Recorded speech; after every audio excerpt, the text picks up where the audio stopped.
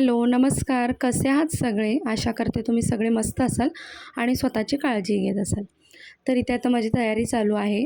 मी बरेचसे माझे ड्रेसेस वगैरे जे आहेत ते काढून घेतलेले आहेत आणि आयर्न करते आणि आम्ही जाणार आहोत बाहेर म्हणजे एक 4-5 दिवसानंतर आम्ही निघणार आहोत बाहेर जायला आणि प्रश्न पडला असेल तुम्हाला बाहेर म्हणजे नक्की कुठे जाणार आहोत? तर आम्ही कोकणी माणसं ना म्हणजे मार्च महिना उजाडला की आमच्या सगळ्यांच्याच मनात ना एकच लगबग असते, ती म्हणजे होळीला गावी जाणं आणि होळीला गावी जाणं म्हणजे शिमगोत्सव. आमच्या कोकणामध्ये ना शिमगोत्सव खूपच छान पद्धतीने केला जातो आणि जगप्रसिद्ध आहे आमच्या कोकणातला शिमगोत्सव आणि यावेळेला आमच्याकडे ना घरोघरी पालखीसुद्धा येते आणि स्पेशली आम्ही पालखीसाठी गावी जाणार आहोत. सो त्यासाठीची तयारी चाललेली आहे. अगदी मार्च महिना उजाडला की आमच्या या तयारीला सुरुवात होते. काय काय गोष्टी घ्यायच्या आहेत, काय नाही घ्यायच्या आहेत, या बऱ्याचशा गोष्टींचं आमचं डिस्कशन असतं किंवा काय करायचं यावर्षी या सगळ्याच गोष्टी. तर आमच्या गावी काय कोणी राहत नाही म्हणजे आम्ही सगळेच फॅमिली मेंबर जे आहोत ते मुंबईतच राहतो. सो मुंबईतून आम्हाला बऱ्याचशा गोष्टी घेऊन जाव्या लागतात कारण तिथे कोणी स्थायिक नसल्यामुळे सगळं आपलंच आपल्याला करावं लागतं. सो इथे कपडे वगैरे मी थोडे आयर्न करायला घेतलेले आहेत कारण म्हटलं चला थोडं थोडं का होईना आपण तयारी करून घेऊया आणि गावी जायचं किंवा कुठेही बाहेर जायचं असेल ना तर सगळ्यात मोठा गोंधळ असतो तो म्हणजे कपड्यांचा. काय कपडे घ्यायचे आहेत, कोणते घरी घालायला घ्यायचे आहेत, कोणते बाहेर घालायला, कोणते कार्यक्रमाला, या सगळ्या गोष्टींचा गोंधळ असतो. सो आज मी फायनली ना थोडी सुरुवात केलेली आहे तयारीला आणि ते बघू शकता म्हणजे 4-5 ड्रेस व्यवस्थित अशा आयर्न करून झालेले आहेत.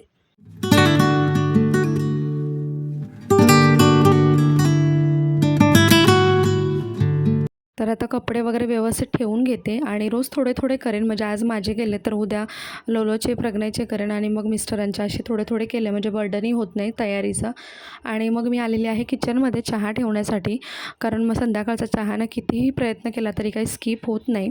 आणि ना मला जायचं आहे आज बाहेर शॉपिंगसाठी म्हणजे देवासाठी ना मला काही गोष्टी घ्यायच्या आहेत. जसं की सगळ्यांना माहिती आहे कोकणामध्ये जेव्हा आपल्या घरी पालखी येते तेव्हा खणा नारळाने देवीची ओटी भरली जाते, पालखीची ओटी भरली जाते. त्यासाठी मला बऱ्याचशा गोष्टी घ्यायच्या आहेत आणि वर्षातून आपण हार्डली 1-2 वेळा गावी जात असतो त्यामुळे देवासाठी लागणारा सामान जे आहे किंवा गोष्टी अगरबत्ती धूप हे या सगळ्या गोष्टी तर त्यासुद्धा घ्यायच्या आहेत. त्यामुळे मी आता जात आहे कारण लास्ट मोमेंटला या गोष्टी ठेवल्या तर मिळत नाहीत त्यामुळे मग मी निघाली आहे जायला आता.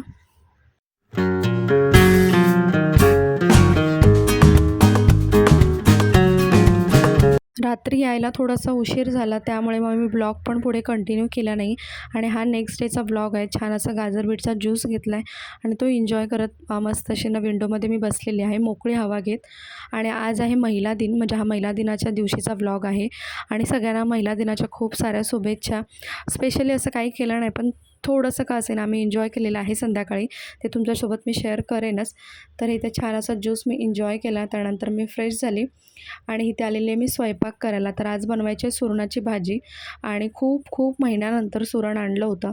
तसं सुरण खूप महागच मिळतं बाजारामध्ये आणि घरी म्हणजे इतके सगळे आवडीने खात नाहीत पण मला प्रचंड आवडते सुरणाची भाजी.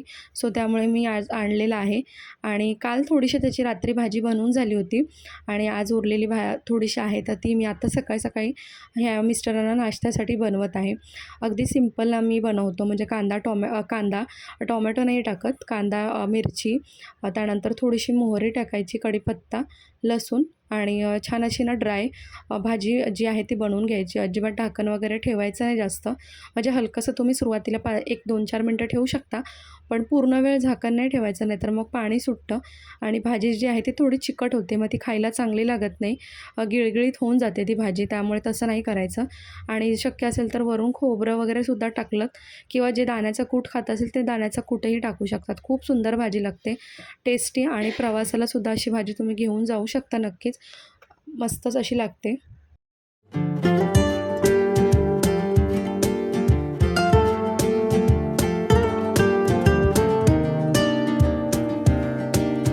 खरं तर महिला दिन हा ना फक्त एका दिवसापुरती साजरा न करताना दररोज केला पाहिजे.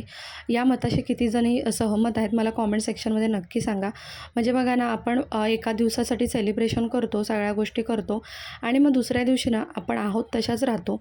तर मला असं वाटतं की तसं करू नये. या महिला दिनानिमित्तानं स्वतःशी प्रॉमिस करा की मी स्वतःची ना भरपूर अशी काळजी घेईन तर इथे माझं बघा बोलता बोलता स्वयंपाकसुद्धा झाला होता. आणि ना कसं असतं आपल्या किचनमध्ये ना आपण बऱ्याचशा लाकडाच्या गोष्टी वापरत असतो. जसं की माझ्याकडे हे पोलपाट आहे, तर ते सुद्धा व्यवस्थित असं लाकडाचं अखंड लाकडाचं पोलपाट आहे आणि खूप छान आहे. क्वालिटी पण खूप सुंदर आहे. तुमच्यासोबत शेअर केलं होतं एका ब्लॉगमध्ये. एक वर्षभर झालं असेल याला वापरते मी.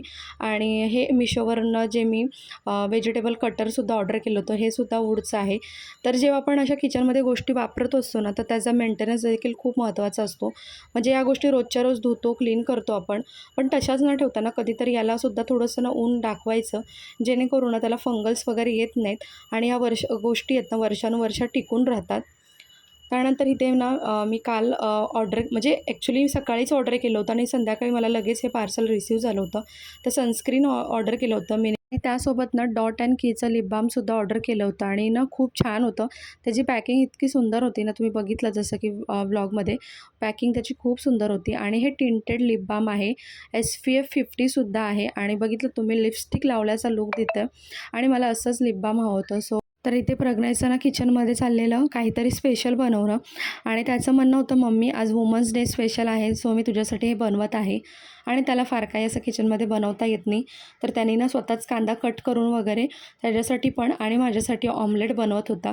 आणि त्याचं म्हणणं होतं की "मम्मी हे तू खाच" म्हणून. तर त्याच्यामुळे त्याचं चाललं होतं आणि त्याला माहितीच नाही मी कॅमेरा मागून पकडला होता. आणि हा जो अंड्याचा ऑमलेट आहे, तर त्याला तो पलटी करायचा होता, पण त्याला जमत नव्हतं. कारण त्याच्या मनात भीतीसुद्धा होती, की हे जर पलटी करताना ना पटकन सांडलं गेलं साईडने, तर मम्मी ओरडेलसुद्धा आणि मम्मीला डबल काम होईल. सो त्यामुळे त्या भीतीने तो असं बघत होता, की कसं पलटी करू. पण त्याला काही जमत नव्हतं आणि बघा त्याला कळलं मी मागे त्याच्या उभी आहे, तर तो मला म्हणायला लागला, की "मला हे पलटी करून दे." सो मी त्याला हे पलटी करून दिलं आणि मस्त मग त्याच्यामधला एक बाईट मी खाल्ला. फार काही मी खाल्लं नाही. त्याला म्हटलं, "तूच नाश्ता कर त्याचा." तर त्याने मस्त एन्जॉय केला आणि आमचंच ठरला होता संध्याकाळी प्लॅन जायचा वुमन्स डे स्पेशल. आमच्या ताईने प्लॅन ठरवला होता. तसं तर खूप काही गोष्टी करण्याची इच्छा असते आपल्याला, पण वेळ अपुरा असतो त्यामुळे सगळ्या गोष्टी काही शक्य होत नाही.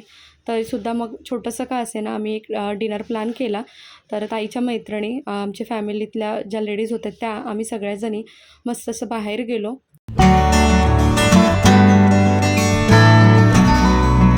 तर अर्ध्या जणी आम्ही पोहोचलो होतो आणि अर्ध्या जणी मागून येत होत्या आणि मग छान असं ना आम्ही नॉनव्हेजचं जेवण ऑर्डर केलं. अर्ध्या जणी व्हेज आणि अर्ध्या जणी नॉनव्हेज असं होतं आणि खूप छान टेस्टी जेवण होतं. खूप एन्जॉय केलं, खूप साऱ्या गप्पा केल्या. बाहेर काही जास्त फिरता किंवा एन्जॉय करता आलं नाही, तरीसुद्धा बसून ना जेवण एन्जॉय करत आम्ही खूप साऱ्या गप्पा केल्या. थोडंसं एक चेंज म्हणून लाईफमध्ये सगळ्या लेडीजला हवंच असतं.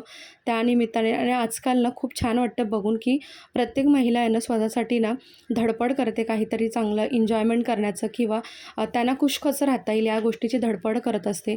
हे बघून ना फार छान वाटतं. काही काही वर्षांपूर्वी ना मी पाहिलं की लेडीज ज्या आहेत ना, तर इतक्या सहजासहजी घराच्या बाहेर पडत नव्हत्या. स्वतःच्या आनंदासाठी काही एन्जॉयमेंट करण्यासाठी ना स्वतः अशा ना एक पाऊल उचलत नव्हत्या. पण आता खूप छान वाटतं या सगळ्या गोष्टी बघून. तर आमचं इथे मस्त असं जेवण एन्जॉय झालं. मग आम्ही निघालो घरी जायला.